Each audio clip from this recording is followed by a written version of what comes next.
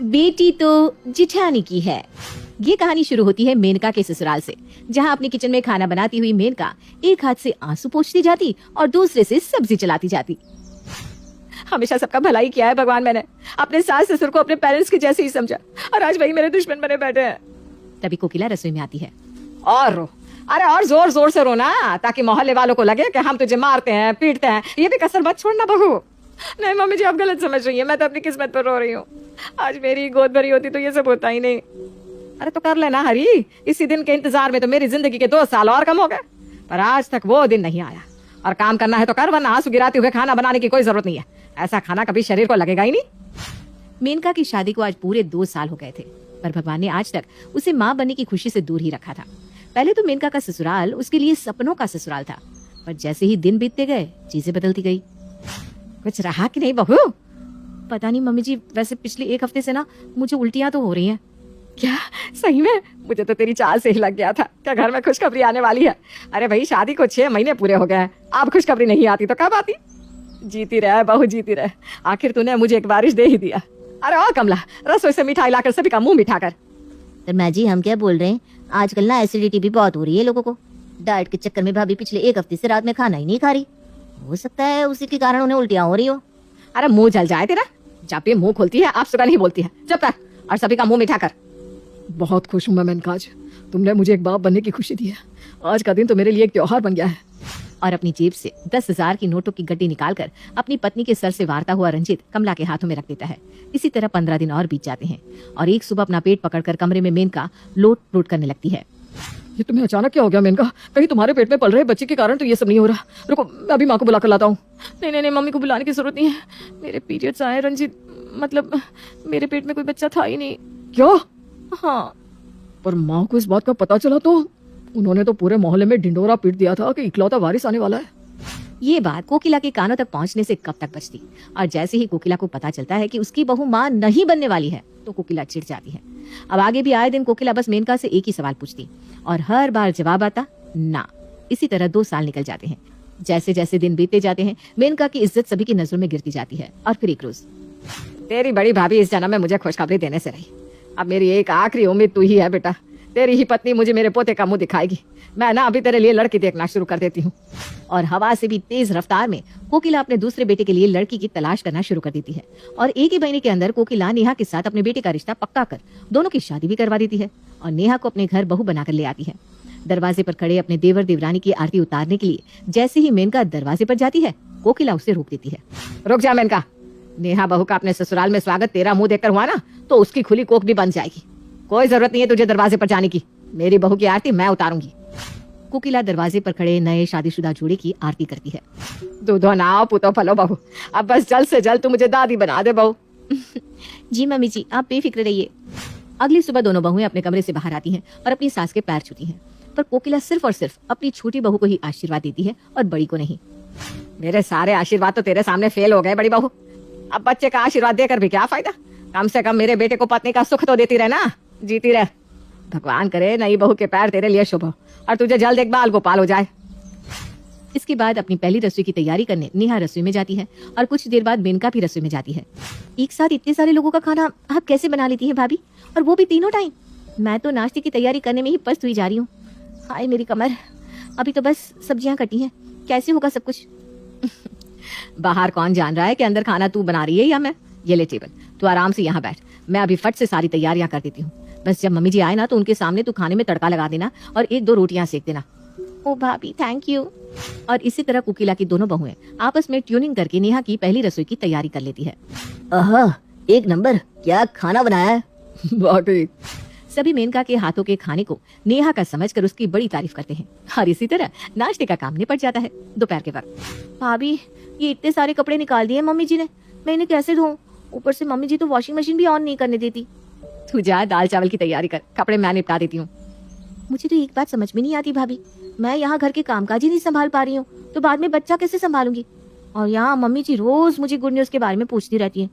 अरे मैं प्रेग्नेंट रह गई तो 9 महीनों में कहीं परलोक ही ना सिधार जाऊं। अरे हट पगली, जो भगवान बच्चा देता है ना वो उसे संभालने की ताकत भी देता है, और बाकी मैं तो हूँ ही। एक सुबह नेहा अपनी जिठानी के कमरे में आती है और खुशी से उनके गले लग जाती है। भाभी भाभी आई एम प्रेग्नेंट। अरे वाह नेहा, अब तो मम्मी जी बहुत खुश हो जाएंगी। रुक तू, पहले मैं तुझे काला टीका लगा दूं, फिर सब बता। और इस तरह ये बात पूरे घर को पता चल जाती है। उस दिन के बाद कोकिला तो हर वक्त अपनी बहू के साथ साये की तरह घूमती रहती। आखिरकार नेहा उसे दादी जो बनाने वाली थी। तो किसी भी तरह घबराना मत बहू, तू बस बच्चा पैदा कर ले, पाल तो उसे मैं दूंगी। और ऐसा मत करना कि आजकल की लड़कियों की तरह एक ही बच्चा करके ऑपरेशन करवा लिया।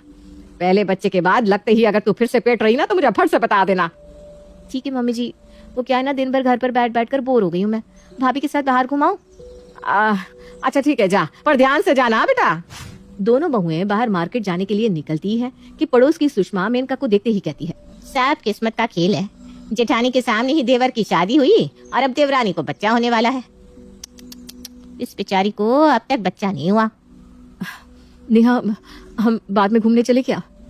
इस खुशी के माहौल में भी मेनका पर माँ बनने का प्रेशर बरकरार ही था।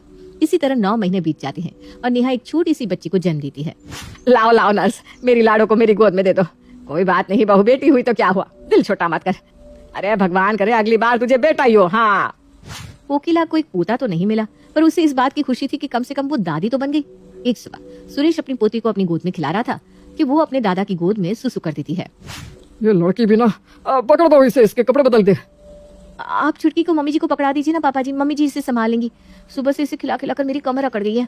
अरे वो खिलाएगी इसे, रहने दे बेटा। वो तो 2 मिनट छुटकी को खिलाती है और मुझे पकड़ा कर चली जाती है। उससे ना संभलने वाली तेरी बेटी। तभी मेनका वहां आती है।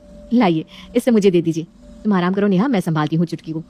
और उस दिन जो मेनका छुटकी को अपनी गोद में लेती है, उस दिन के बाद तो छुटकी उसी की हो जाती है। छुटकी को नहलाना, तैयार करना, खाना खिलाना, सारी जिम्मेदारी मेनका पर ही आ गई थी और वो ये सब खुशी खुशी कर भी रही थी। एक रात जब करण और नेहा के बीच छुटकी सो रही थी, अचानक ही वो उठकर रोने लगती है। मैंने पहले ही कहा था इसे भाभी के पास सुला दो, पर नहीं, अब कौन चुप करवाएगा इसे? रुको ना, मैं अभी इसे भाभी को देकर आती हूँ। नेहा छुटकी को मेनका को देकर सोने चली जाती है। पूरी रात मेनका ही छुटकी को अपने कंधे पर लेकर सुलाती रहती है। ये सब कुछ कोकिला देख रही थी कि किस तरह बच्चे को जन्म तो नेहा ने दिया था, पर उसे पाल रही थी मेनका। 2 साल बाद अब फिर से नेहा प्रेग्नेंट रहती है। एक और बच्चा? नहीं नहीं नहीं भाभी, मुझसे अब एक और बच्चा नहीं संभाला जाएगा। एक बच्चे में ही मैं आधी हो गई हूँ। तभी रसोई में कोकिला आकर कहती है, अरे तो तू कौन सा पहला बच्चा संभाल रही थी? दे देना अपना दूसरा बच्चा अपनी जेठानी को। यहाँ तुझे दूसरा बच्चा होने वाला है और तेरी जेठानी अभी भी बच्चों के प्यार से वंचित है। बहुत सगी हो तुम दोनों, तो बच्चा तो बांट ही सकती हो, है कि नहीं? हाँ मम्मी जी ठीक कह रही हैं भाभी। मेरा दूसरा बच्चा चाहे लड़का हो या लड़की, उसे होते ही ना मैं आपको सौंप दूंगी। दिन बीतते जाते हैं और नेहा को फिर से इस बार एक बेटी होती है। अस्पताल से जैसे ही अपनी बेटी को नेहा घर लेकर आती है, वो दरवाजे पर ही उसे मेनका के हाथों में सौंप देती है। अरे कोई मेरी बेटी का टीका करो, और उसकी माँ का भी। काफी दर्द सहकर नेहा ने इसे जन्म दिया है। पर टीका तो मेरा होना चाहिए ना, क्योंकि माँ तो इसकी मैं हूँ। मेरी आंखों का तारा है मेरी नैना। जाइए मम्मी जी, आरती की थाली लेकर आइए। बच्ची के गोद में आते ही जैसे मेनका एक ही पल में पूरी तरह बदल गई थी और तभी अपनी बड़ी माँ के पीछे धीरे धीरे चलकर छुटकी हॉल में पहुंच जाती है। हे भगवान, ये लड़की भी ना। सुन लो नेहा, अब छुटकी की जिम्मेदारी मेरे सर पर नहीं आनी चाहिए, क्योंकि मैं अपनी नैना को संभालूंगी। मैं अब छुटकी को नहीं संभाल पाऊंगी। हाँ भाभी, आप फिक्र मत कीजिए, वैसे भी अब छुटकी बड़ी हो गई है, मैं इसे संभाल लूंगी। छुटकी को गोद में उठाकर नेहा अपने कमरे में चली जाती है और कुछ 10 मिनट के बाद ही उसे नैना के रोने की आवाज सुनाई देती है। लगता है नैना को भूख लग रही है, मैं उसे दूध पिला देती हूँ। नेहा उठकर मेनका के कमरे में जाती है तो वो देखती है कि मेनका 2 दिन के बच्चे को बोतल का दूध पिला रही है। 2 दिन की बच्ची को बोतल का दूध? अरे भाभी, मैं तो यही हूँ, मैं पिला देती हूँ नैना को दूध। अरे तू कैसे इसे दूध पिलाएगी? तू इससे जितना दूर रहे उतना ही अच्छा है, वरना बच्ची को तेरी आदत पड़ गई ना, फिर वो कभी मेनका को अपनी माँ मानना नहीं चाहेगी। ऐसे बच्चे भी तो पलते हैं जिनकी माँ नहीं होती, तो फिक्र ना कर, मेनका देख लेगी। अपने बच्चे की फूट फूट कर रोने की आवाज सुनने के बाद भी नेहा को वापस अपने कमरे में आना पड़ता है। हे भगवान, मेरा दिल टूटा जा रहा है। मेरी बेटी भूखी है, कैसे रह रही होगी वो? नेहा बार बार अपने कमरे में चक्कर काट रही थी और लगातार नैना के रोने की आवाज उसका कलेजा चीर रही थी और कुछ देर बाद ही रोने की आवाज बंद हो जाती है। चलो अच्छा है, नैना चुप तो हो गई, एक बार जाकर उसे देख आती हूँ।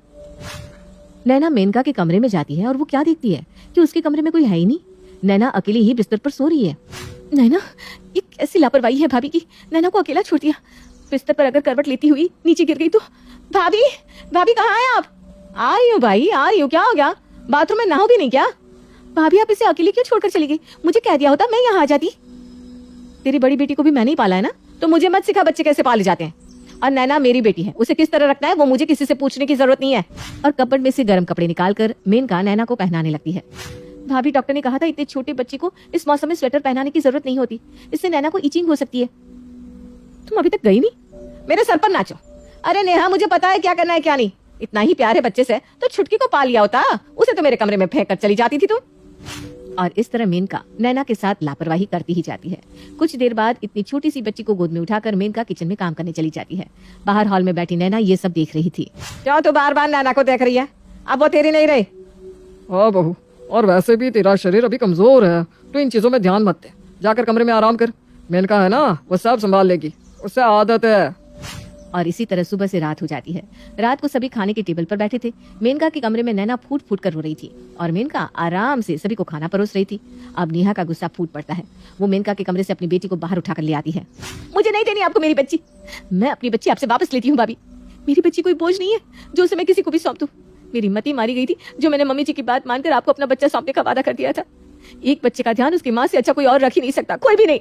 यही बात का एहसास तो मैं तुम्हें दिलाना चाहती थी नेहा। आज तो मैं हूँ, पर अगर कोई और होता और इसी तरह तुम उसे अपनी बच्ची सौंप देती, क्या पता वो तुम्हारी बच्ची को किस तरह रखते। अगर बच्चा पैदा करना ही है तो उसकी जिम्मेदारी खुद लो। किसी और के कहने पर या किसी और के लिए बच्चा पैदा मत करो। मैंने तो छुटकी को ही अपनी बच्ची माना था, तो नैना के साथ मैं ऐसा कैसे कर सकती थी? ये सब तो मैंने बस इसलिए किया ताकि तुम अपनी बच्ची को मुझसे वापस ले लो। अरे जब भगवान ने मेरी किस्मत में बच्चा लिखा ही नहीं, तो कोई और क्या मुझे अपना बच्चा देगा? ये क्या कह रही है तू बहू? ये जवानी की उम्र तो निकल जाएगी, पर बुढ़ापे में कौन रहेगा तेरे साथ? उस वक्त तेरा सहारा ये नैना ही तो रहेगी। मैं जानती हूँ मम्मी जी, आप मुझे कितना भी भला बुरा कहे, पर आपको मेरी फिक्र है, इसलिए आपने नेहा को उसकी बेटी मुझे सौंपने को कहा। पर मैं किसी माँ के साथ गलत नहीं कर सकती। भगवान को मुझे बुढ़ापे का सहारा देना होगा तो दे देगा। और वैसे भी छुटकी और नेहा मेरी बेटियां ही तो है ना नेहा? हाँ भाभी हाँ। और उस दिन के बाद से दोनों बच्चियां अपनी माँ के साथ साथ अपनी बड़ी माँ के पास भी पलती हैं। इस वाक्य के बाद अब नेहा में भी बड़प्पन आ गया था। वो भी समझ गई थी कि सिर्फ और सिर्फ अपने ससुराल वालों को खुश करने के लिए बच्चा पैदा करना गलत है। निस्वार्थ भाव से मेनका दोनों बच्चियों को बड़ा कर रही थी और 5 साल बाद भगवान उसे भी माँ बनने की खुशी दे ही देते हैं। अरे बाल गोपाल हुआ है, पूरे अस्पताल में मिठाई बंटवाओ, मेरी बड़ी बहू को बाल गोपाल हुआ है। राखी बंधवाने वाला आ गया भाभी। और इस दिन के बाद पूरा परिवार फिर से खुशहाल हो जाता है।